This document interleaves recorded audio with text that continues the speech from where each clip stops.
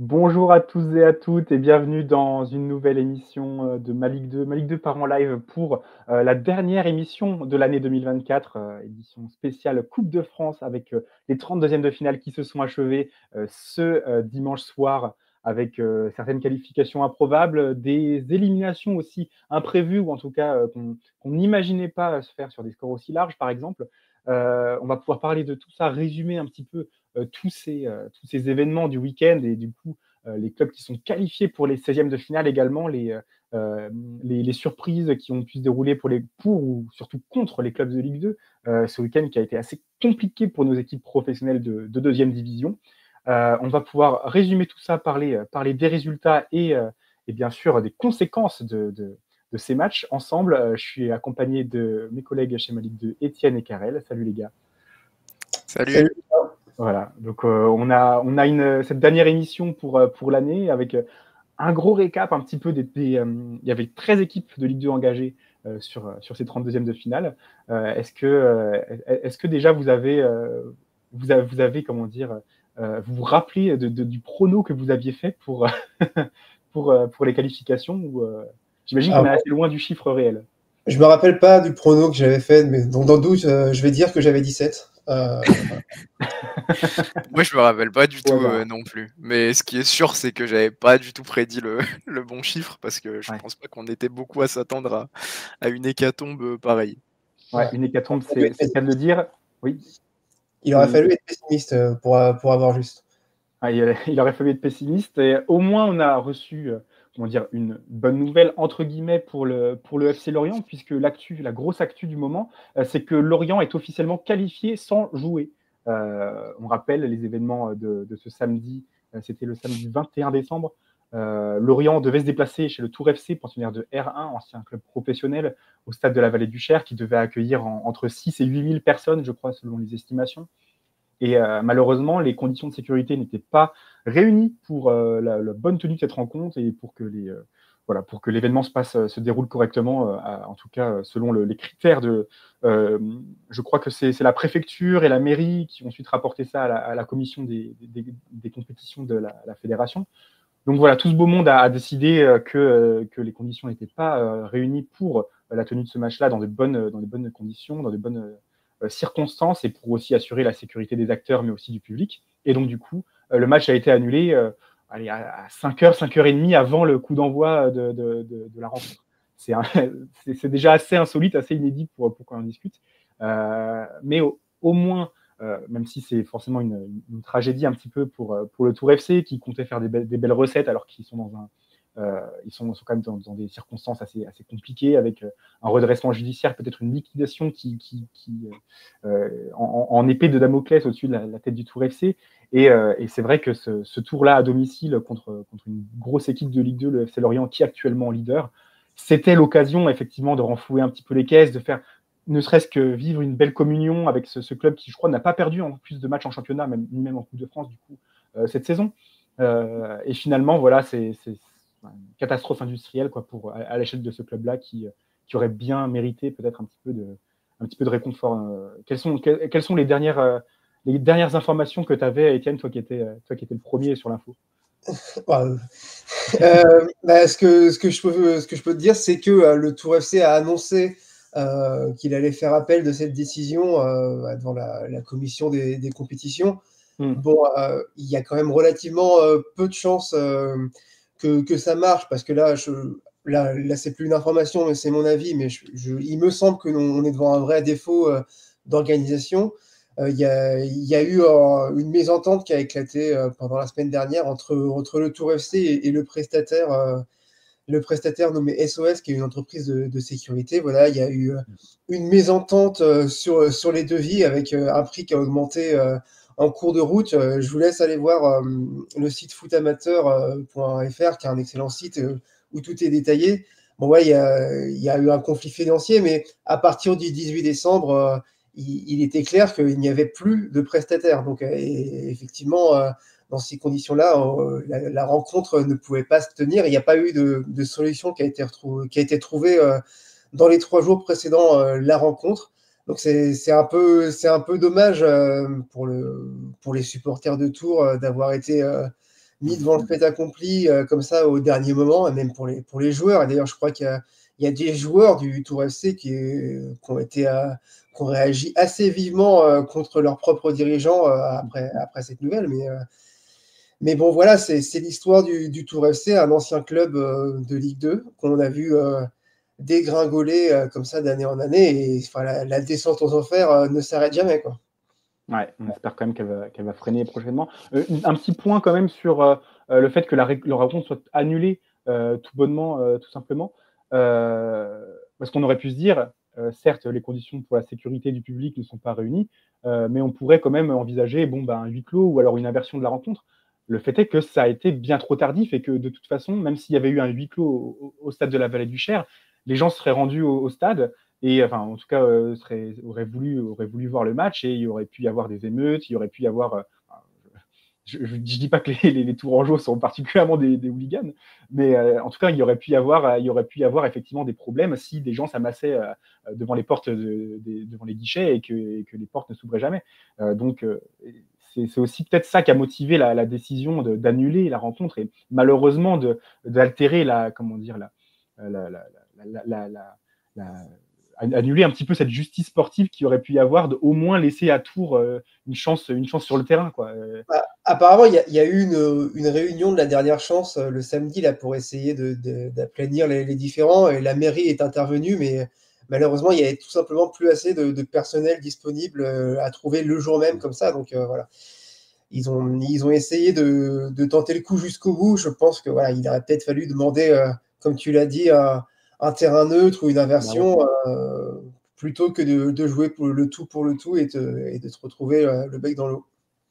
Donc voilà, très triste histoire pour le Tour FC, pour le football, hein, tout simplement pour la magie de la Coupe de France qu'on a vu. On a vu quand même des beaux exploits sur ce 32e de finale. Donc on aurait pu se dire que Tours avait une infime chance de passer contre Lorient, même si forcément entre le leader de Ligue 2 et un club même leader de sa poule en Régional 1, il y a quand même un sacré fossé. Mais on aurait pu se dire que au moins il y aurait pu y avoir de beaux souvenirs pour le Tour FC, le retour d'Olivier Pantaloni, notamment au stade de la Vallée du Cher. Malheureusement, tout ça n'aura probablement pas lieu, sauf si l'appel du Tour FC est fructueux. Mais comme tu le disais, Étienne, outre le fait que ça semble être la faute du Tour FC si le match n'a pas pu se tenir, il y a aussi, faut prendre en compte le calendrier, quoi. Là, c'est les vacances pour les Merlus, pour les clubs professionnels, mais aussi voilà, c'est la trêve hivernale. Je crois qu'ils reprennent le chemin d'entraînement le 30, donc autant vous dire que jouer avant le 4, le samedi 4, qui est le prochain match des Merlus en Ligue 2, c'est impossible. Hein, c'est impossible de jouer un match le mercredi 1er janvier ou le jeudi 2. Mais du coup, voilà, il y a peut-être une légère fenêtre le mardi 7 ou le mercredi 8, mais là c'est vraiment pour imaginer ce que Tours a pu proposer justement dans son appel pour dire voilà, on peut déplacer le match à telle date, mais franchement, c'est trop compliqué. Et bien sûr, on ne pourra pas jouer non plus le 32e 3 jours avant les matchs des 16e de finale qui ont été tirés d'ailleurs par la suite. Donc c'est sûr que c'est une situation très compliquée pour Tours et on peut imaginer leur désarroi, mais on peut aussi imaginer que la Fédération française de football refuse leur recours. Voilà un petit peu. Est-ce que Karel, toi qui avais suivi aussi l'histoire en direct, tu avais quelque chose à rajouter à ce sujet? Non, c'est comme tu l'as dit, c'est dommage pour le côté sportif et la magie de la Coupe de France. C'est vraiment dommage pour les supporters, évidemment. Moi, je trouve que Étienne parlait des réactions vives des joueurs, moi je les comprends. Alors ils ont perdu cette saison, ils ont perdu leurs 2 premiers matchs de régional et derrière ils sont partis sur une série de 8 victoires consécutives. Ils ont gagné tous leurs matchs en Coupe de France, donc c'est des joueurs qui font tout sur le plan du sportif pour tout ce qui est en leur pouvoir pour s'offrir ce genre de moment.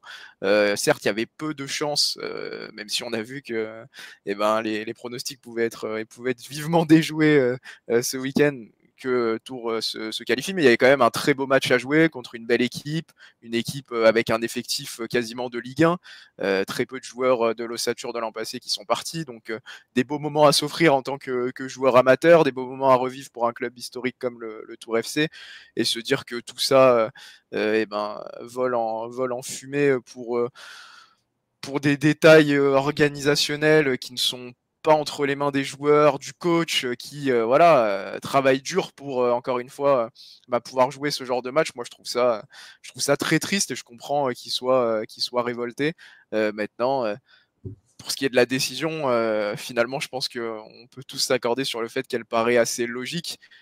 Finalement le FC Lorient n'y est pour rien dans cette histoire. Le FC Lorient a une grosse saison à jouer. Et peut-être et sûrement même que les Merlus n'ont pas envie forcément de s'embêter avec un tour de plus entre des matchs de Ligue 2 qui seront capitaux. Maintenant, ça reste très dommage pour les joueurs, encore une fois, qui n'y sont pour rien. Ouais, tout à fait. Donc voilà un petit peu pour cette affaire Tours-Lorient. Gros soutien évidemment aux joueurs lorientais, même aux joueurs tourangeaux, aux supporters tourangeaux qui auraient bien aimé effectivement vivre ça en cette fin d'année. Malheureusement, ça risque d'être peu probable de voir cette affiche se disputer. Effectivement, c'est très très mal embarqué. Ensuite, on va parler des autres rencontres et si Lorient s'est qualifié sur tapis vert, il y a pas mal d'autres clubs qui malheureusement ne verront pas les 16e de finale. Alors déjà, on pourrait parler des matchs du vendredi soir qui sont déroulés à partir de 20h45. Donc en Ligue 2, on avait déjà quelques pensionnaires, quelques-uns de nos pensionnaires qui étaient alignés, donc avec notamment cette Estac-Metz, vraiment en match phare parmi ceux à 20h45. Et c'est vrai que sur la pelouse, que ce soit de l'entame de la rencontre, même sur la deuxième mi-temps, on a l'impression que l'Estac a vraiment beaucoup mieux géré ces temps forts. Je ne sais pas si tu te rappelles, Karel, on avait l'impression que Troyes gérait bien ses transitions, arrivait à asphyxier Metz, et même quand il leur laissait le ballon, en fait, ils ne se mettaient pas en danger. Il y avait très très peu d'occasions pour les Grenats. Et finalement, c'est une victoire 3-0, mais en fait, c'est absolument mérité, j'ai l'impression, pour les Troyens.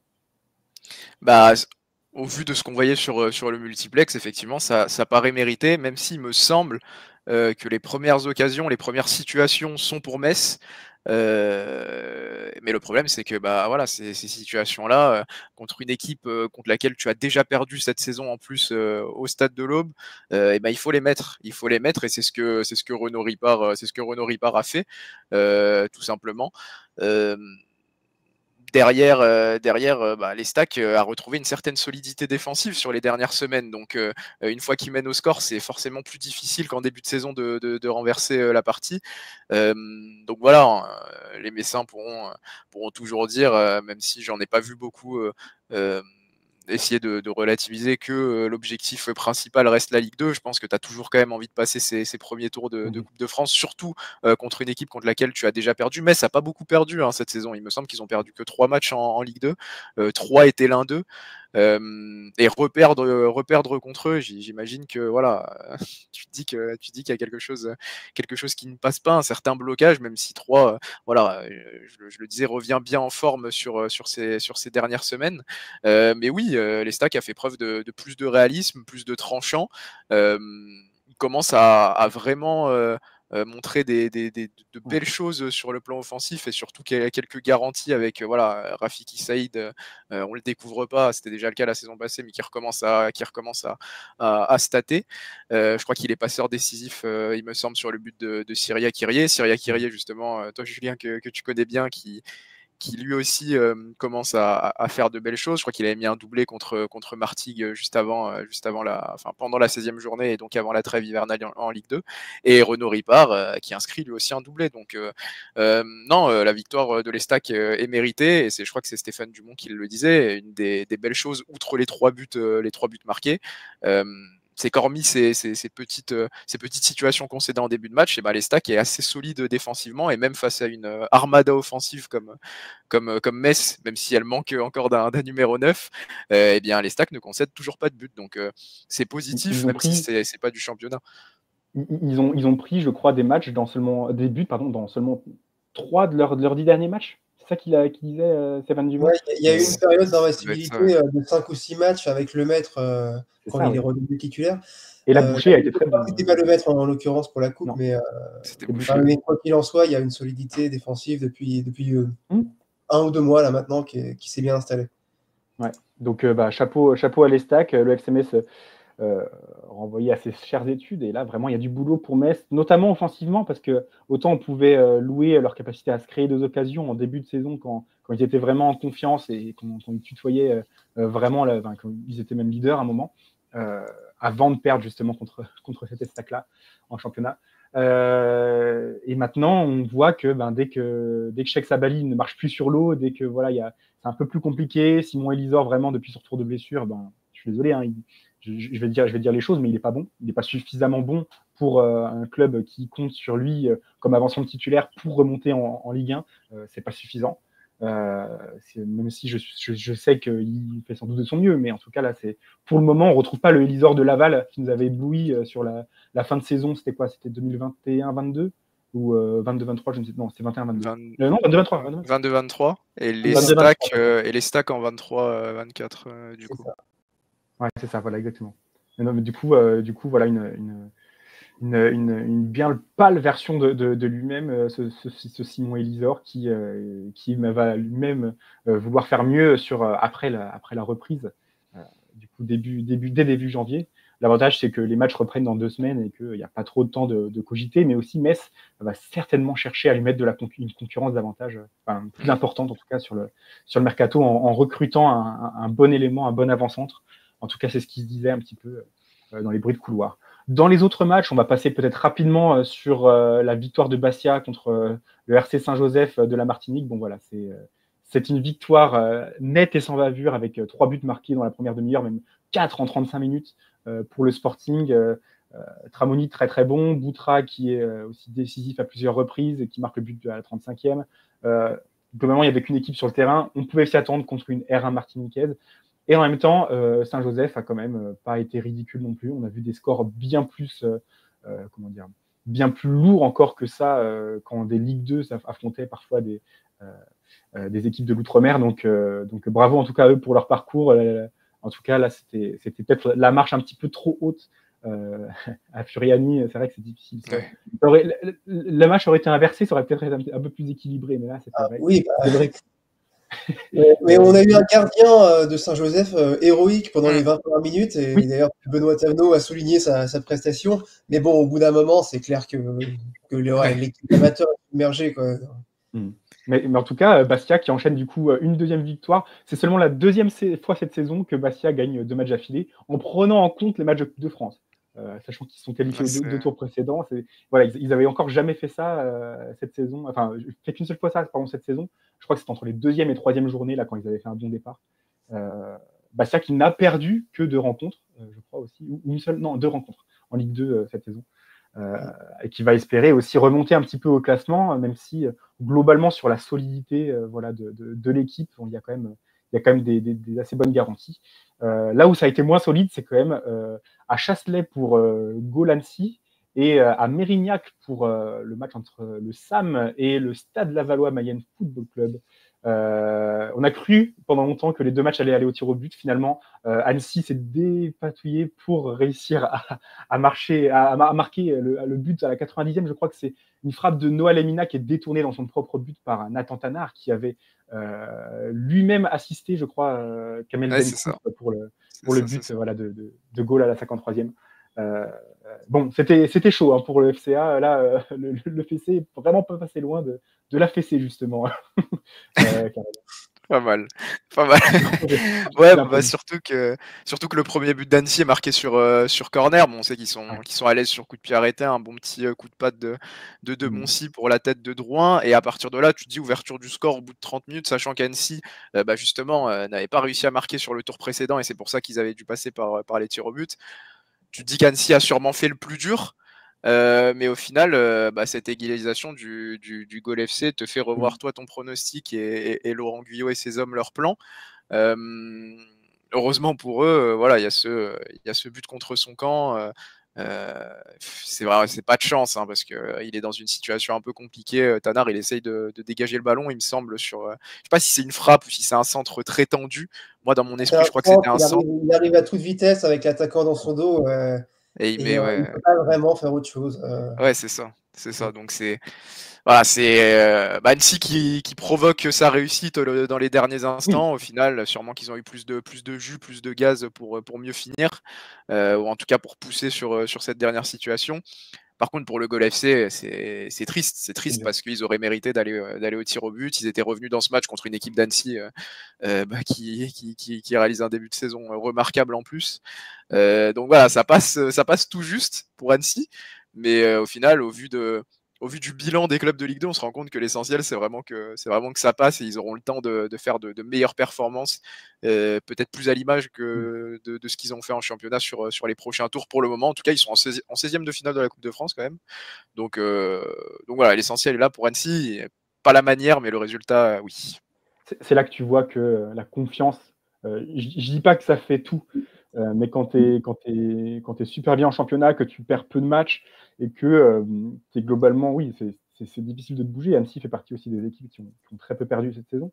Tu as une forme, tu as l'impression que qu'il ne peut rien t'arriver, quoi. Même dans les situations les plus compliquées, tu arrives à t'en sortir et à marquer comme ça avec le coup du sort. Voilà, donc contrairement à Gaulle qui a encore des matchs de retard, mais qui n'a aussi gagné que 3 matchs cette saison en National 2. Voilà, il y avait aussi ce facteur-là qui rentrait en compte, une équipe d'Annecy qui savait qu'elle pouvait reprendre l'avantage à tout moment, même après avoir concédé les légalisations. Donc, bravo aux hommes de Laurent Guyot qui se qualifient à nouveau pour des 6e de finale et peut-être une nouvelle belle épopée. On pense qu'ils sont heureux d'avoir évité les tirs au but. En revanche, Laval, en fait, ils font exprès. Ils font juste exprès d'aller au tir au but. Non, c'est assez incroyable. 0-0 contre le SA Mérignac, équipe de R1. Voilà. On parlait, et c'est une bonne équipe, hein, Laval. Hein, ils sont 6e, je crois, de Ligue 2. Attention, hein, Laval, c'est pas n'importe qui. Et ils arrivent quand même à ne pas marquer en 90 minutes contre une équipe de Régional 1. Donc, on parlait de Tours-Lorient tout à l'heure. Voilà, c'est pas non plus improbable de faire trembler une équipe de Ligue 2 comme ça, même pour un club de Régional 1. Sur un terrain très compliqué quand même, il faut le dire. Voilà, c'est un terrain de rugby, il n'y a pas d'autre mot. D'ailleurs, je pense qu'il y a des matchs de rugby dessus, littéralement. On a l'habitude des terrains pourris en 32e de finale de Coupe de France, mais je trouve que ce week-end, ça a été un florilège, quoi. On a vraiment vu des terrains vagues, des choses auxquelles on ne s'attendait pas. Et c'est vrai que je pense aussi à Marmande qui accueillait Le Mans. Bon, ça ne concerne pas la Ligue 2, mais c'était vraiment n'importe quoi. Et d'ailleurs, Olivier Frappoli, il n'a parlé que du terrain après le match, en fait, parce qu'il n'avait rien d'autre à débriefer. Je crois que son équipe n'a pas vraiment réussi à jouer au foot dans ces conditions. Donc, clairement, pour lui, c'était le résultat et une soirée oubliée avec 12 heures de bus dans le week-end. Il l'a précisé lui-même, je pense que ça devait l'agacer aussi. Mais tu sais que j'ai eu peur pour eux à un moment parce que il y a 2 ans de cela, ils s'étaient fait éliminer par Orvaux. Oui, en R1 aussi. Mais club de R1 au tir au but, justement. Il y avait une fin de match un peu plus animée. Je crois même qu'ils avaient égalisé Laval avait égalisé dans les dernières minutes pour ensuite se faire sortir au tir au but à Orvaux. Donc voilà, c'était clairement. Moi, j'avais des flashbacks d'une nouvelle sortie de piste pour les tangos. Ça ne s'est pas produit, surtout parce que les Lavallois sont excellents du point de pénalty cette saison. Et c'est pas qu'en Coupe de France, parce que même si on prend en compte la Ligue 2, voilà, il y a que j'ai pas envie de dire de bêtises, je sais plus si c'est Roy ou si c'est Goncalves qui a raté son tir au but, c'était lors de la première séance contre Vitré. Il y avait aussi Selouki qui a raté un penalty dans le jeu contre Concarneau cette saison. Et sinon, cette saison, Laval a tiré 19 fois des penaltys, 17 fois c'est rentré. Au contraire, les adversaires n'ont marqué que 10 fois sur 15 tentatives contre Laval. Voilà. Et là, le rapport, il est vraiment, quand on sait qu'à peu près 75% des pénaltys sont convertis en général, Laval en marque 89% sur cette phase allée, en tout cas sur ce début de saison, et on n'en concède que 66 des pénaltys concédés. Alors bien sûr, il y a les tirs au but qui gonflent un peu cette stat, mais contre des amateurs, donc Concarneau, c'est pas des amateurs quand même. Mais voilà, c'est quand même une belle perf des Lavallois qui surperforment justement sur la séance de tir au but. Ça se travaille, il n'y a pas de secret. Et du coup, Aubois qui est encore le héros pour les tangos et qui arrive à envoyé son équipe en 16e de finale. Donc bravo quand même à Laval. C'était pas évident. Il fallait le faire. Là, franchement, sur des terrains comme ça, dans des conditions un peu compliquées, peu importe le niveau de l'opposition, tout ce qui compte, c'est la qualification. Donc bravo quand même aux Lavallois qui finissent bien l'année après quelques bons résultats en décembre. Et puis là, on va parler des choses qui fâchent. On va parler de ce samedi noir. Voilà, c'était vraiment l'hécatombe, comme tu disais, Karel. On a vécu une journée très très compliquée avec déjà l'annulation du match de Lorient. Donc on s'est dit, bon, on n'a plus que 3 matchs de clubs de Ligue 2 contre des clubs amateurs. Enfin, c'est pas vraiment des amateurs. La SCAN, ancien club professionnel, il y a des salaires très très très très élevés qui sont payés en plus à Cannes, qui est un propriétaire riche. Bourgoin-Jallieu, c'est pareil, ça a beau être de la N3, c'est quand même des joueurs qui tendent à se professionnaliser, même si certains vivent quand même un petit peu de petits boulots. Et puis le dernier match, c'est celui d'Amiens contre l'ES Taon. Et alors là, Grenoble à Cannes se fait éliminer, Martigues à Bourgoin se fait éliminer, et Amiens à Épinal contre Thaon-les-Vosges se fait éliminer également. Là, c'est franchement, Karel et moi, on était sur le live, on a passé une très très très mauvaise après-midi. Encore plus pour toi qui es supporter de Grenoble. Et puis sur le live en plus, je crois que j'étais sur le live, je crois. J'étais sur le live. Le début du match était physique. C'était compliqué. Et pourtant, au moins, on s'est pas ennuyé, puisque les Bourgoins ont marqué très très vite dans leur match. Mais ouais, disons que Martigues et Grenoble, c'est des équipes en très très mauvaise forme en Ligue 2. Et ça s'est confirmé quand tu perds comme ça, dans le temps réglementaire, contre des équipes de 2 divisions, voire 3 divisions en dessous. C'est qu'il y a un truc qui cloche. Déjà, est-ce qu'on ne parle pas un petit peu de Grenoble pour commencer contre la SCAN Carré là? Grenoble, plus que s'est fait éliminer, moi, même si le score est de 3-2, je trouve que Grenoble s'est fait humilier, tout simplement, parce que la victoire est largement méritée dans le jeu. J'en rigolais un peu, mais Grenoble peut prendre 4 ou 5 buts contre une équipe de National 2, avec tout le respect que j'ai pour la SCAN et pour toutes les équipes de National 2. Quand tu es une équipe de Ligue 2, une équipe professionnelle, il n'y a pas d'excuse en plus, tu es venu avec une équipe remaniée, parce que l'équipe sur le papier, elle est très correcte. C'est une équipe qui aurait pu démarrer en Ligue 2. Il n'y avait pas Pape Meissaba, c'était Bobby Alain en lieu de Diop, mais Alain a fait plutôt un bon match dans l'idée, même si il me semble qu'il y a une petite erreur sur un des buts. Non, mais dans le jeu, Grenoble a été surpassé par une équipe qui n'est pas professionnelle en tout cas, avec un doublé de Julien Dominguez, un très beau but, notamment son deuxième but. Grenoble réussit à revenir au score après avoir pris un but dans les 10 premières minutes, mais en reprend un juste derrière. Après, il y a ce but du 3-1, il peut y avoir le but du 4-1, le but du 5-1. C'est ridicule de la part du GF38. On a beaucoup mis en avant le score de Martigues contre Bourgoin-Jallieu, parce que c'est tout aussi catastrophique, mais je pense qu'il ne faut pas occulter la performance de Grenoble du côté de la SCAN, qui vraiment est, à mon sens, en dessous de tout, avec tu as l'occasion en fait de te relancer sur cette fin d'année, de te donner quelque chose à jouer autre que le maintien en 2025, et tu vas faire un match où personne n'a l'air intéressé par la qualification, où tu penses qu'en faisant le strict minimum, ça va suffire pour passer contre une équipe de National 2, et au final tu prends un bouillon pas possible, tout simplement. Et on peut même dire, même si Grenoble a eu une période de mieux et qu'ils auraient pu revenir à 3-3 à un certain moment, enfin à 3-3, le but du 3-2 est quand même arrivé à la 89e minute, donc on va quand même rester réaliste, mais tu as eu une période où tu aurais pu revenir à 3-2 plus tôt, on va dire. Mais globalement, Cannes a aussi eu une période où ils auraient pu enfoncer le clou beaucoup plus tôt aussi.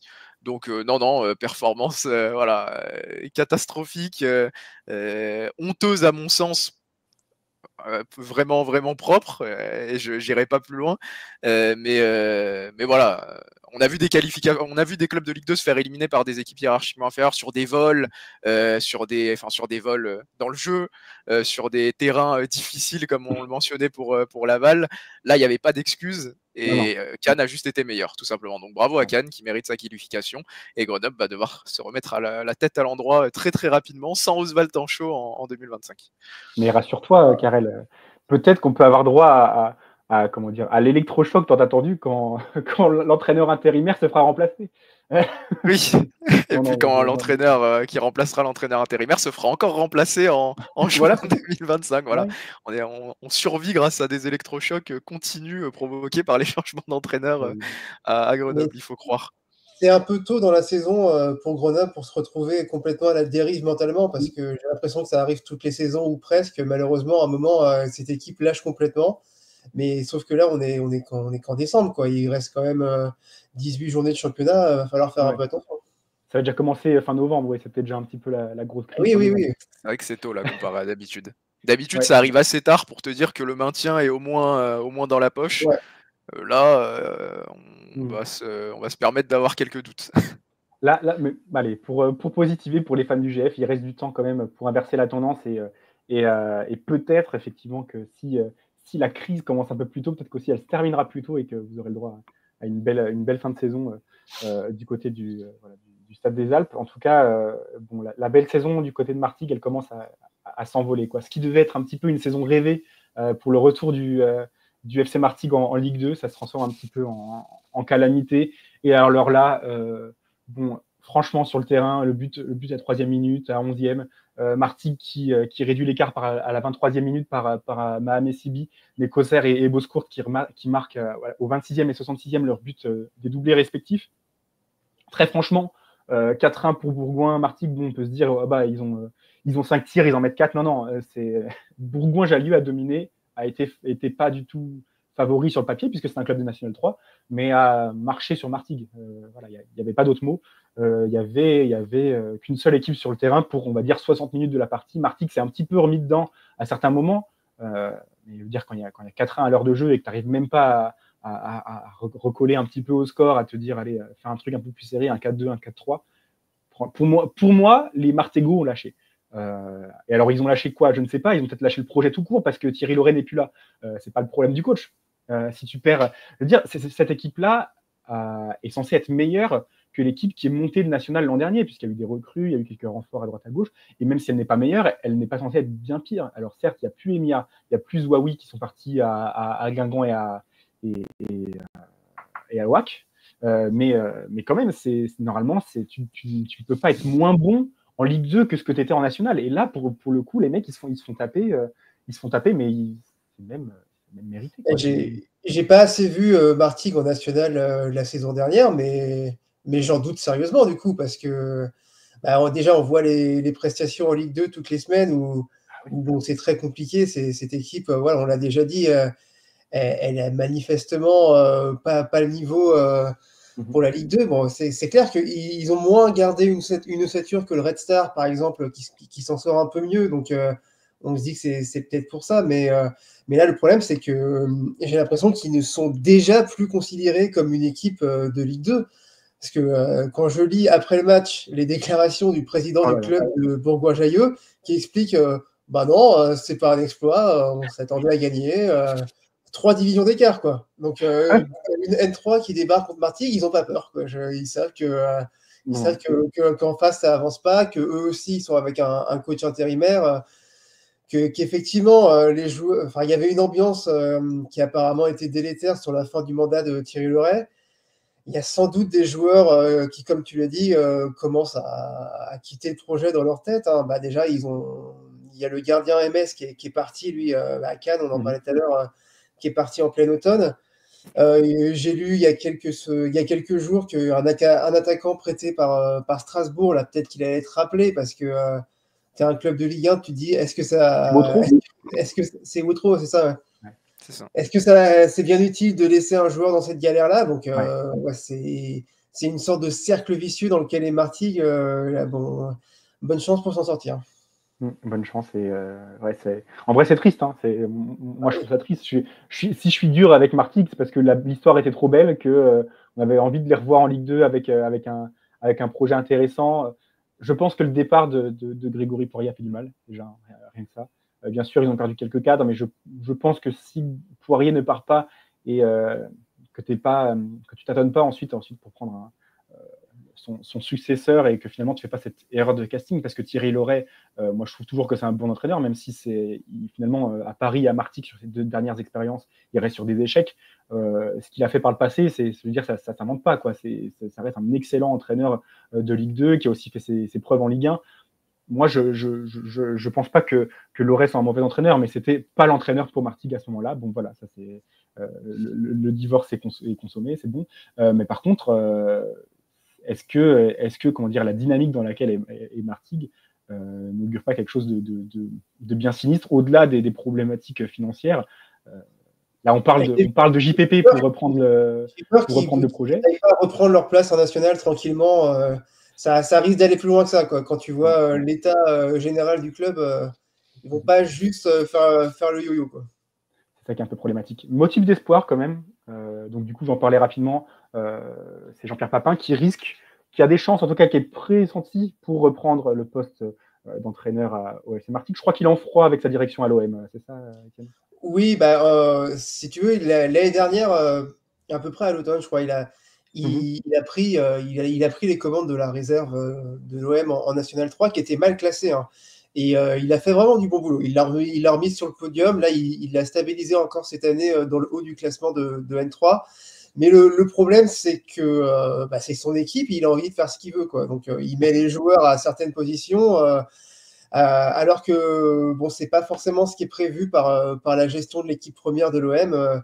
Donc il y a quelques dissensions de ce côté-là. Il veut utiliser son effectif comme il l'entend, mais voilà, ça a créé quelques dissensions. Donc il a failli partir là il y a quelques semaines parce qu'il était en conflit avec une personne nommée Ali Zarak qui travaille à l'OM aussi.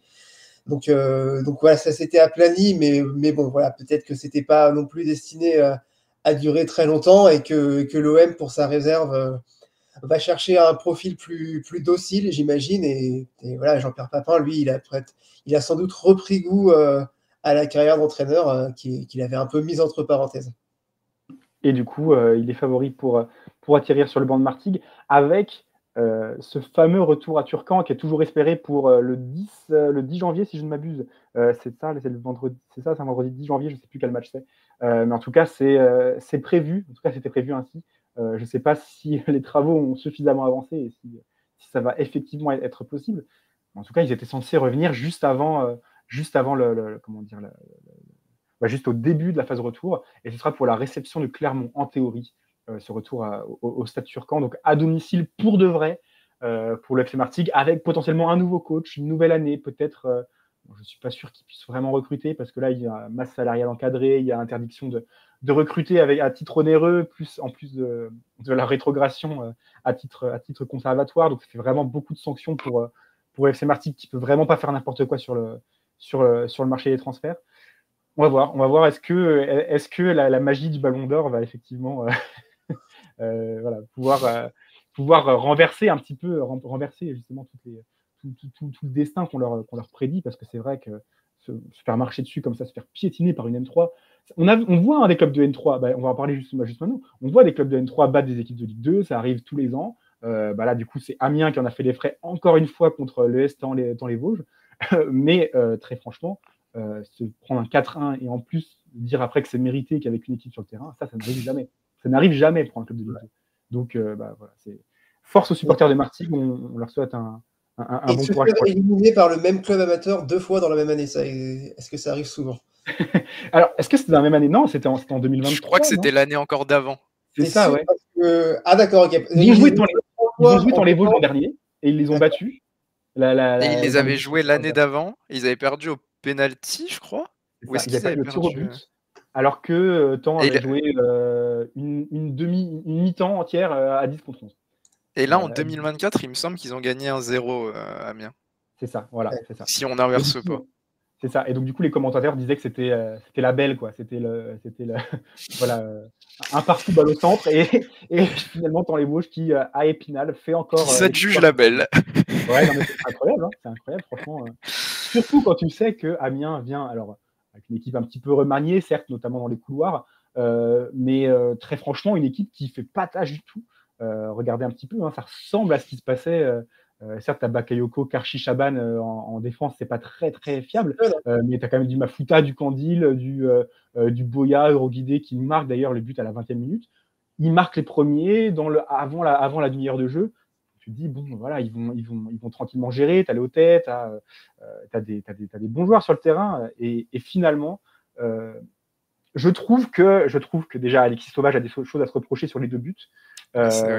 Mais très franchement, je trouve aussi que le constat d'Omar Daf, qui dit que on a outrageusement dominé et que ils ont 2 tirs, déjà c'est factuellement faux parce que dans les Vosges, j'avais 4 tirs cadrés et pas 2, comme Omar Daf l'a dit en conférence de presse. Donc un petit peu quand même d'hypocrisie quand même dans cette analyse. De mauvaise foi, voilà. Mais très franchement, Amiens n'a juste pas bien joué, pas bien géré ses temps forts. Contrairement à d'autres clubs qu'on a vus en Ligue 2 ce week-end, Amiens a vraiment à déjouer, quoi. À 1-0, tu t'arrêtes de jouer. C'est globalement ce qu'on a vu, quoi, à Épinal. Et ces 2 buts, alors je dis, ils sont pour Alexis Sauvage, ils sont pas que pour lui. Mais le premier, c'est une frappe dans la surface qui est, je sais pas s'il est masqué ou pas, mais qui repousse dans la course du milieu de terrain Loris Petitpain. Et le deuxième, c'est, je crois que c'est son défenseur, je sais plus si c'est, ça doit être Bakayoko qui doit protéger le ballon pour lui laisser le prendre et qui se rate complètement. Parce qu'ils ne communiquent pas bien, quoi, tous les deux. Et donc finalement cette victoire 2-1 de Thaon-les-Vosges, à un moment, quand ça se répète 2 fois sur 3, est-ce qu'on peut encore dire que c'est immérité? Bon, certes, c'était pas Omar Daf il y a 2 ans, mais quand même, pour moi, c'est que l'équipe d'amateurs a vraiment fait un bon match, tout simplement. Ils ont fait ce qu'on attendait d'eux, ils ont défendu dans les temps forts amiénois et ils ont su marquer sur leur peu d'opportunités. C'est bravo à eux. Je ne sais pas si tu avais quelque chose à rajouter, Karel, sur cette rencontre qu'on a suivie.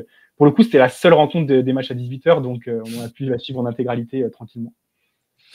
Non, comme tu l'as dit, de toute manière, quand il y a un tel écart hiérarchique sur le papier, quand tu es du côté de l'équipe amateur, tu es obligé de faire un grand match pour sortir une équipe professionnelle. Même si l'équipe professionnelle en face ne fait pas un bon match de son côté, on est quand même sur des différences intrinsèques, une différence collective, une différence tactique qui fait que toi, de ton côté, il faut être parfait ou presque pour réussir à sortir une équipe professionnelle. C'est pour ça que on minimisera jamais l'exploit de ces écuries-là.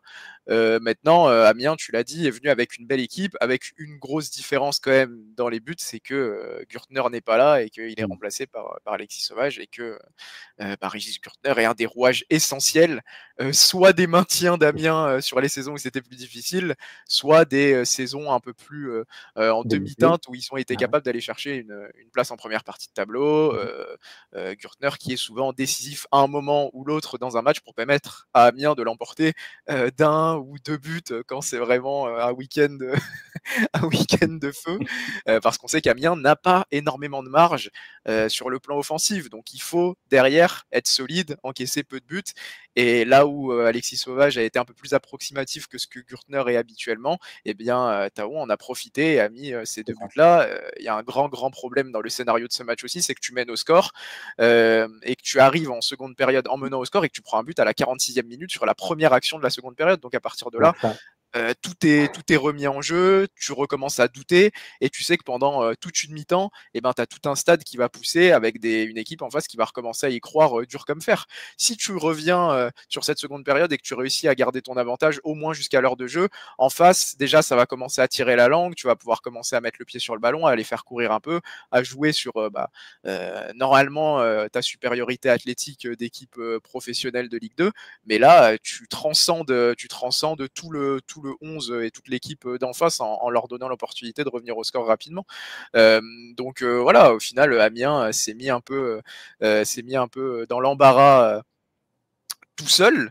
Et Thaon en a profité pour être clinique et pour marquer quand ils en ont eu l'occasion, même s'ils ont eu un peu plus d'occasion que ce que disait Omar Daf. Au final, Taon s'adjuge la belle, et ce n'est donc pas un hasard, c'est jamais un hasard à mon sens, mais ça en est encore moins un que Taon s'impose pour la 2e fois en 3 rencontres et en 3 ans. Donc bravo à eux, parce qu'un 16e de finale pour une équipe de National 3, au même titre que Bourgoin-Jallieu et puis que Cannes qui est en National 2, mais tout de même c'est pas rien. Et Amiens va se concentrer sur la Ligue 2, même si on a du mal, en tout cas moi j'ai du mal à les voir aller chercher potentiellement un top 5. Ça devrait être, et c'est ça que je trouve dommage pour Amiens et pour les supporters qu'on s'est un peu lassé de la situation, le départ de Fofana pendant l'hiver, sûrement beaucoup, peut-être d'autres ventes de joueurs importants qui vont arriver également pendant le mois de janvier.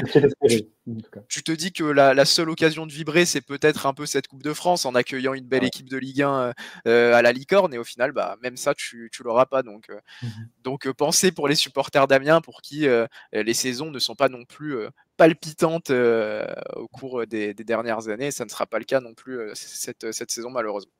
Ça ne sera pas le cas. Et j'aimerais juste revenir rapidement sur le fait qu'Omar Daf, on connaît un petit peu maintenant sa façon de faire. Il est protecteur envers ses joueurs. J'imagine qu'il est un peu moins dans les vestiaires, parce que franchement, quand tu prends un but à la 46e comme ça, retour comme ça des vestiaires, alors que juste après les consignes, alors que tu mènes au score en première mi-temps, je pense qu'il a dû un petit peu monter le niveau aussi, monter le volume dans les vestiaires.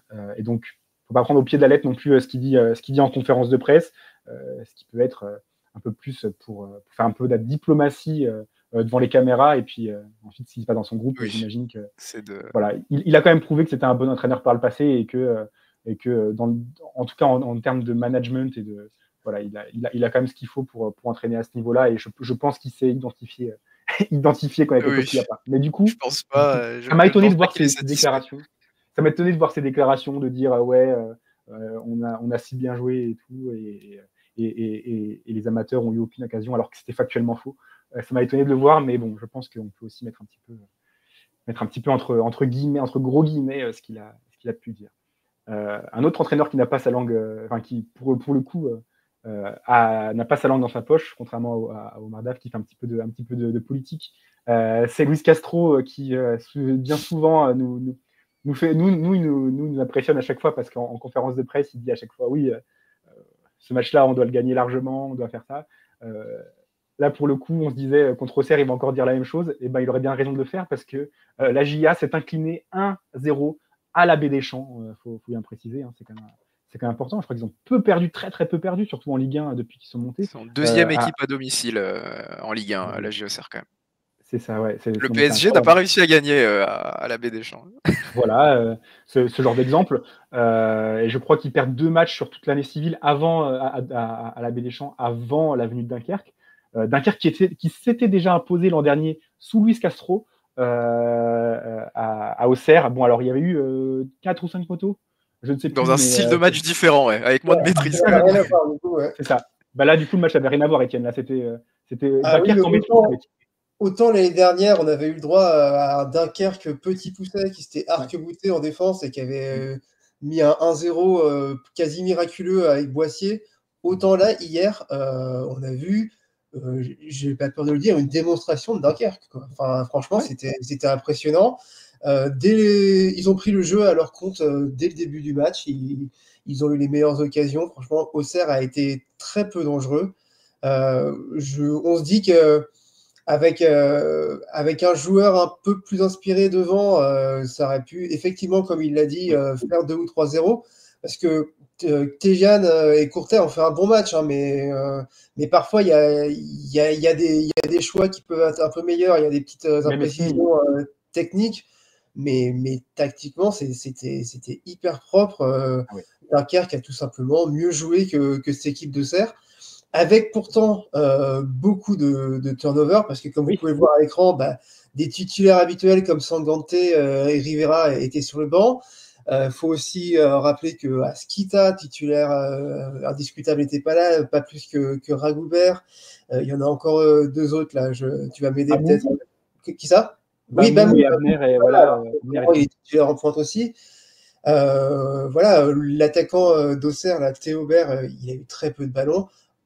Hormis Gaëtan Perrin, la JA, je les ai pas vus vraiment inquiéter Dunkerque. Même les dernières minutes où on s'attend un peu de folie en Coupe de France pour revenir un gardien dans la surface ou je ne sais quoi. Non, franchement, Dunkerque a maîtrisé tranquillement toute la partie et c'est ultra logique.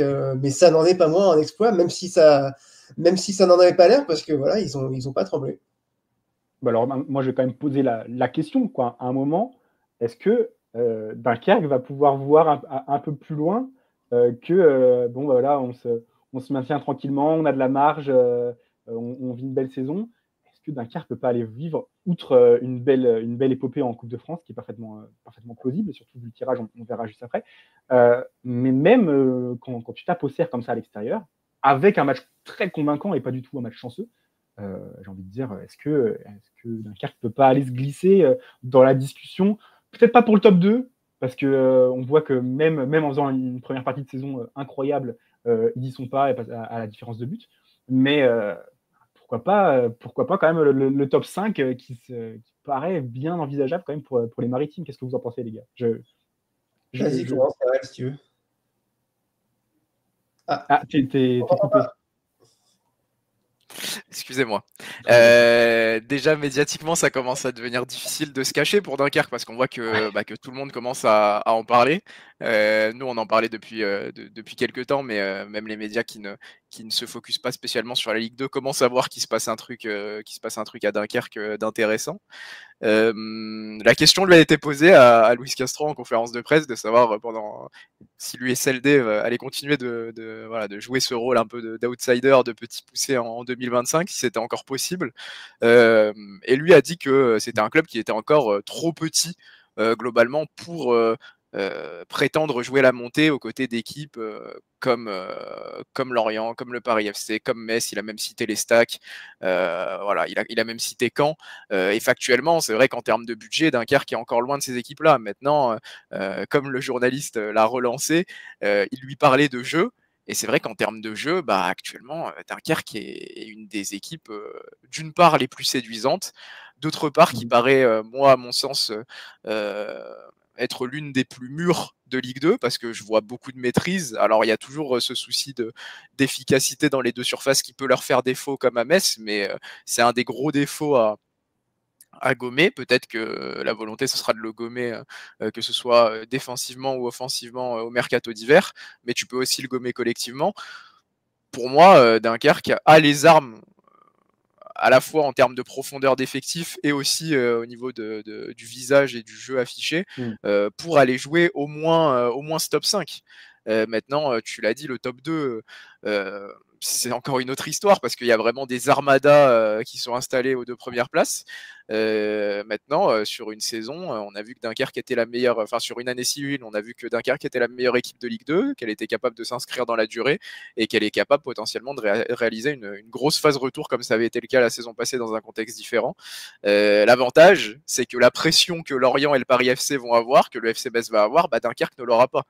Je pense pas que le nouveau statut arrive assez rapidement pour les Maritimes pour qu'ils se mettent une pression par rapport à la montée, donc ils vont jouer avec un peu moins de poids sur les épaules que leurs concurrents. Moi j'y crois, parce que je veux y croire aussi, parce que je trouve que l'histoire est belle et que c'est une belle équipe, mais factuellement j'y crois. Je pense que Dunkerque a vraiment une carte à jouer, au moins dans la course à la montée, pour ne pas dire directement la montée directe, mais au moins dans la course à la montée. On a vu que Saint-Etienne avait réussi à monter en finissant 3e la saison passée. Donc voilà, pourquoi pas Dunkerque. Ce serait une très belle histoire en tout cas. Mais ça devient difficile, en tout cas pour répondre à ta question, je trouve de plus en plus difficile pour Dunkerque de se cacher parmi les meilleures équipes de Ligue 2 cette saison. Je reviens sur cette problématique du top 5. Dans le top 5, on a Lorient, Paris, Metz, Annecy. 4 équipes contre lesquelles Dunkerque a perdu cette année. Alors, il y avait Annecy et Paris en ouverture, et j'ai l'impression qu'ils n'étaient pas bien rodés pour le premier match, même s'ils menaient 2-0 contre le PFC. C'était au stade de la Licorne d'Amiens, d'ailleurs, ce match-ci, avant de se faire remonter 3-2. Mais globalement, à Dunkerque a perdu ses matchs contre ses concurrents directs. Voilà. Ce qu'il va falloir changer pour Dunkerque, c'est si jamais tu veux garder cette place-là, déjà, il va falloir ne plus perdre, en tout cas au moins contre tes concurrents directs, et puis surtout continuer sur cette série. Il y a un seul match nul, en fait. Il y a un seul match nul pour Dunkerque. Tous les autres matchs, en dehors de Laval, tous les autres matchs ont été gagnés en dehors de Laval, et Martigues d'ailleurs, c'est Martigues en infériorité numérique qui a gardé le 1 partout après avoir ouvert le score.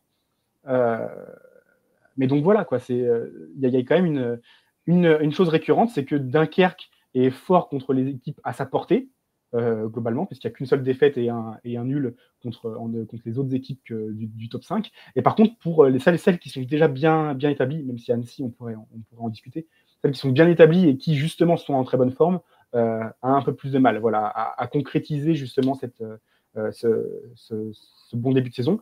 Contre Auxerre, justement, une équipe en forme et en plus hiérarchiquement supérieure, ils l'ont fait. Est-ce que c'est pas un tournant pour Dunkerque? Voilà, je laisse la question en suspens. On peut passer à un autre match, je pense. Une des choses, juste pour finir, Julien, c'est que Metz, Lorient, le Paris FC, ils les recevront en 2025. Donc ça peut faire une différence quand même. Attributs sont très très forts, les Dunkerquois. C'est exactement ça. Et du coup, donc ça, c'était pour le match de 14h45 qu'on a eu le plaisir de suivre en intégralité, puisque c'était le seul parmi les matchs de Ligue 2, les clubs de Ligue 2. Dunkerque était le seul à jouer à 14h45. Et puis ensuite, on a eu 3 clubs qui étaient impliqués à 17h30, avec forcément une élimination à laquelle on s'attendait. C'était entre Guingamp et Caen, il y avait forcément un club qui allait être éliminé. C'est pas trop une surprise finalement que Guingamp, à domicile, et vu son état de forme à la maison, s'impose finalement contre le Stade Malherbe, même si, franchement, le scénario aurait pu laisser penser l'inverse, avec une première mi-temps très très fermée, très peu d'occasions de part et d'autre, 2 barres touchées par les Canets dès le retour des vestiaires, et puis finalement, c'est Guingamp qui s'impose sur le fil avec un but à la 80e, l'égalisation de Mendy à la 86e, et puis un autre but à la 90. J'avais émis aussi, pareil, un soupçon sur la responsabilité de comment il s'appelait, Yanis Clémentia, dans les cages canaises, Étienne. Alors pour le premier but, c'est vrai que la frappe de Louvambo est vraiment bien placée, et finalement après avoir vu les ralentis, il n'y a peut-être pas d'erreur, pas vraiment d'erreur de sa part, elle part vraiment fort et bien placée. Par contre, quand Hugo Picard est aussi en angle fermé et qu'il arrive à te la glisser entre les jambes alors qu'il y a un petit peu de marge entre le tir et le gardien, c'est un peu embêtant, quoi. Ouais, il est surpris par. Je sais pas si Picard fait un pointu ou un externe, mais bon, il est surpris. C'est vrai que dès qu'un gardien prend un but au premier poteau, on a tendance à le pointer du doigt. Là, en l'occurrence, il y en a eu quelques-uns ce week-end. Bon, vu la puissance de la frappe de Louvambo, je ne condamnerai pas Clémentia sur cette action. Mais du coup, le Stade Malherbe qui, encore une fois, s'incline, encore une fois, déçoit, même si forcément contre un adversaire de Ligue 2 à l'extérieur, ils n'étaient pas favoris du tout dans ce match-là. Mais Nicolas Seub attendait de voir une réaction de ses joueurs, attendait de voir les hommes. Bon, certes, ils n'ont pas fait un très mauvais match. Je pense que le match était bien plus équilibré pour le coup qu'un Dunkerque-Auxerre, qu'un Bourgoin-Martigues. Mais oui, et pas dans le sens que vous pensez. Mais très franchement, oui, il y a les différences de confiance, certes, mais quand tu après avoir égalisé à la 86e, quand on mène même pas Guingamp au tir au but, enfin c'est. Ouais, mais si tu veux voir le verre à moitié plein, ils ont quand même réussi à la faire, cette égalisation. Ils se sont pas effondrés, et tu l'as dit, ils ont touché 2 fois la barre. Autant on voit des équipes qui ont l'air à la dérive en ce moment, autant quand malgré des résultats plus que décevants cette saison, tu as l'impression que quand même il y a encore une petite flamme chez eux, quoi. Et puis surtout Mvila n'est toujours pas revenu, je vois que Rajo était sur le banc, enfin bon bref, on attend aussi que Caen se renforce cet hiver dans la mesure des moyens qu'ils auront, bien sûr, mais bon voilà, c'était quand même mieux que ce qu'on pouvait s'attendre pour Caen hier soir. Peut-être, oui. Mais toujours est-il que je pense que ça ne satisfait pas Nicolas Seub, qui est un coach qui a prouvé sa valeur l'an dernier, mais là, j'ai l'impression, pas que le groupe l'a lâché, mais qui a, en plus des blessures, en plus des suspensions, il y a quand même un gros problème défensif, quoi, au Stade Malherbe. Et là, quand tu vois les buts qu'il concède, il y a quand même des espaces. Quand tu es à l'extérieur contre Guingamp, qui est une bonne attaque de Ligue 2, qui est en confiance, et que tu es à 10 minutes de les emmener au tir au but, je dis pas que c'est absolument ce que Caen devait faire, et c'est bien d'avoir un petit peu des entraîneurs qui sont lâchés justement en deuxième mi-temps et qui ont permis un petit peu plus au spectacle d'arriver. Mais quand tu es dans ces conditions-là et que tu laisses autant d'espace dans les tu sais, les demi-espaces juste derrière les latéraux, là, entre le central et le latéral qui est un peu trop monté. Et c'est 2 fois dans cette même zone que les Guingampais marquent. Hein. Pour moi, il y avait clairement un problème tactique, mais aussi un problème défensif dans cette rencontre-là très, très spécifiquement, et un problème défensif d'une manière générale pour le Stade Malherbe qui est pas bon, hein, tout simplement, cette saison, et qui est premier relégable, enfin barragiste. Donc, en tout cas, il y a des choses à revoir. Il y a des choses à revoir pour Caen. Ça ne retire rien du tout au mérite de Guingamp qui, pour le coup, s'est bien remis de sa période un peu plus compliquée courant octobre, je crois, et qui maintenant est à nouveau une équipe compétitive et pas trop loin du top 5 et en plus qualifiée en 16e de finale. Donc ça fait plaisir aussi pour nos Guingampais qu'on retrouvera au prochain tour. On va voir juste après quelles équipes ont été tirées par nos clubs de Ligue 2. Et puis la dernière, j'ai envie de dire une élimination surprise, mais en fait non, c'en est pas une. Clermont qui se fait sortir à Sochaux. Bonal a été un peu le tombeau des clubs de Ligue 1 l'an dernier qui sont un peu cassés les dents sur le FCSM, club de national, on le rappelle, depuis 1 an et demi à présent. Mais très franchement, cette défaite de Clermont, on la voyait gros comme une maison, on la voyait venir, quoi. Oui, je crois que Laurent Batles, avant le match, il avait vraiment ouvert tous les parapluies possibles. Il savait que ça allait être dur contre une équipe qui est bien solide en national, même si elle n'est pas tout en haut du classement non plus. Je crois que beaucoup de gens qui suivent le football depuis longtemps ont souvent des syndromes post-traumatiques de leur équipe qui vont jouer à Sochaux l'hiver sous la neige, là où c'est toujours très compliqué. Bon, la pelouse était quand même très belle, hein, mais bon, c'est pas des conditions faciles, mais voilà, ils n'ont pas réussi à créer énormément de danger. C'est une équipe Clermont qui est insuffisante sur le plan offensif quasiment depuis le début de saison, et même le retour de Diédhiou n'a pas changé grand-chose à l'affaire, et à partir du moment où Diop se fait exclure tout à fait logiquement pour un geste pas du tout maîtrisé, ça devenait encore plus compliqué. Et puis après, très, très belle séance de tir au but de Patouillet côté socialien. Et puis voilà, c'est presque logique étant donné les dynamiques en présence. Exactement. Moi, j'ai rien à rajouter sur ce match-ci, à part que Clermont semblait avoir la main mise, d'ailleurs avec une belle parade encore de Patouillet sur une frappe de Diop avant son exclusion pour un genou dans le visage de. Je crois que c'est le visage de l'entrant, en plus, le joueur qui était entré à la place de. C'est Maïla. Qui était entré à la place de Wamou, blessé lui-même. Donc le piston sochalien. Sochaux qui était pas mal amoindri aussi. Alors, ils n'ont pas fait trop tourner par rapport à l'équipe type, mais en tout cas, il y avait quand même des joueurs à l'infirmerie et des absences notables. Voilà, pour une équipe de Sochaux qui n'est pas extrêmement impressionnante en national, je dois le dire, pour regarder chaque journée, même s'ils sont ils sont à peu près dans le bon wagon, et je pense qu'ils peuvent faire encore mieux. C'est le fait de voir Clermont un petit peu galérer contre une équipe qui n'est pas non plus, ils ne dominent pas de la tête et des épaules leur match en national, même si c'est à l'extérieur. C'est vrai que c'est pas non plus le plus rassurant.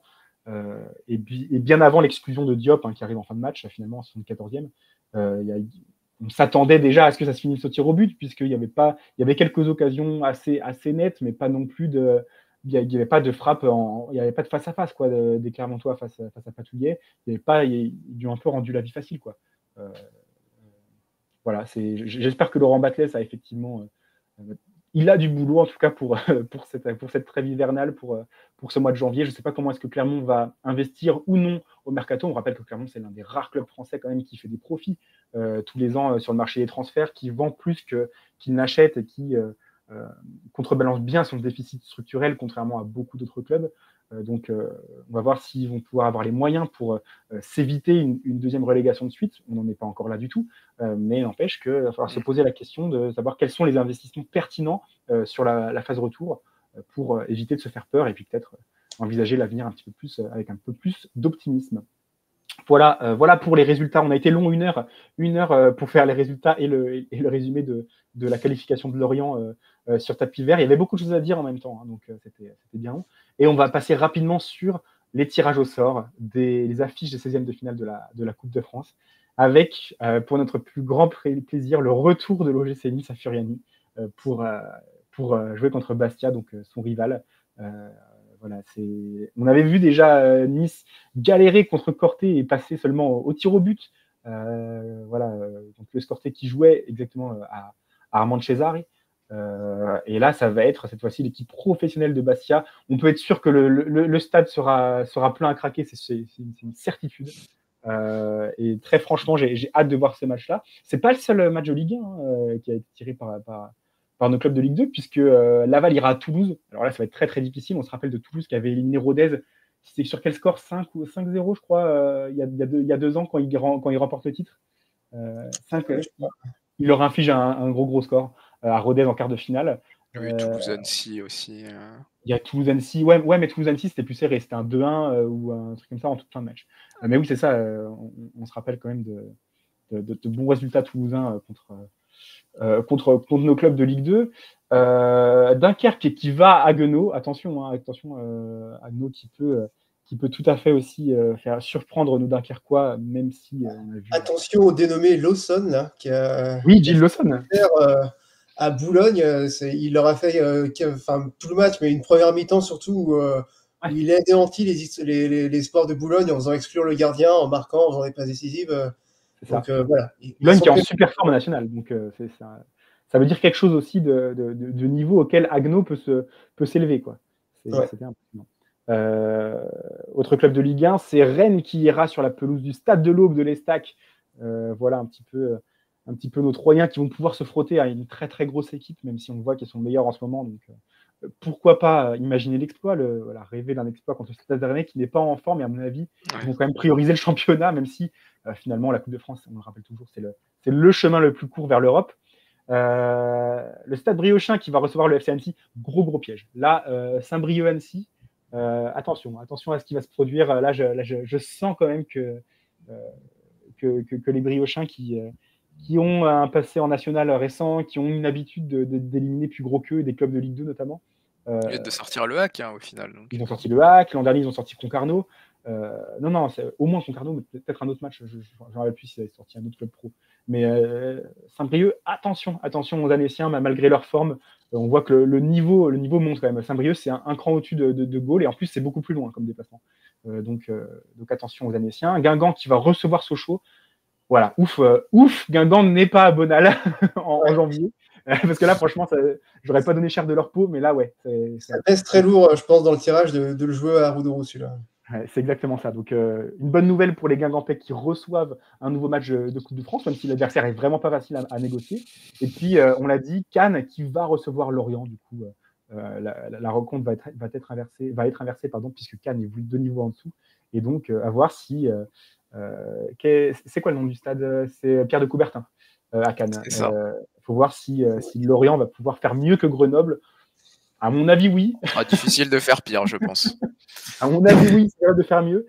Mais attention, le piège cannois qui pourrait se refermer sur les Merlus pour ces 16e de finale. En tout cas, des belles affiches. Hein. Franchement, il n'y a pas beaucoup de matchs simples là en prévision. Je vois aucun match simple. Hein. Il y a que des N2 à l'extérieur pour nos Ligue 2 ou des Ligue 1 ou des nationales à domicile ou à l'extérieur. Ça commence à être très très sérieux, à être très difficile évidemment. Il y a moins de clubs amateurs ou moins structurés qui se présentent. Donc de belles affiches, voilà, on peut le dire pour ces 16e de finale que vous pourrez suivre en intégralité sur ma Ligue 2. Voilà, c'est comme d'hab, vous vous connectez le jour du match, on fait un avant-match avec un résumé des conférences de presse des différents coachs, de ce qui s'est passé à droite à gauche, surtout que là on va avoir un peu plus de coachs de Ligue 1, donc on va pouvoir aussi voir les adversaires s'ils font tourner avant le match et tout. Voilà, n'hésitez pas à nous suivre sur ml2.fr pour maligue2.fr pour voir effectivement ces affiches, si jamais vous n'avez pas Beansport et que vous voulez les suivre en direct, on vous les fera vivre avec grand plaisir. Et puis en attendant, merci à tous d'avoir suivi cette émission. N'oubliez pas de liker la vidéo, vous abonner à la chaîne, c'est toujours utile pour nous faire connaître, voilà, pour le référencement pour l'algorithme de YouTube, pour le montrer à un maximum de monde. Et puis merci Étienne, merci Karel d'avoir participé à la fois justement à ces derniers matchs avant la trêve hivernale, et du coup on a un bon repos bien mérité, là, je pense, avant de réattaquer rapidement en janvier, mais aussi d'avoir participé à l'émission. Merci, messieurs. Salut. Avec plaisir. Voilà. Et on se dit à très bientôt sur Malick 2, la rentrée, voilà, juste avant les matchs ouais, c'est les 6e journées, la 16e journée ou la 17e journée? La 17e. C'est la 17e journée de Ligue 2 qui va se jouer effectivement du 3 au 6 janvier, puisqu'il y a des matchs le lundi, je pense. Voilà. Merci à tous d'avoir suivi l'émission.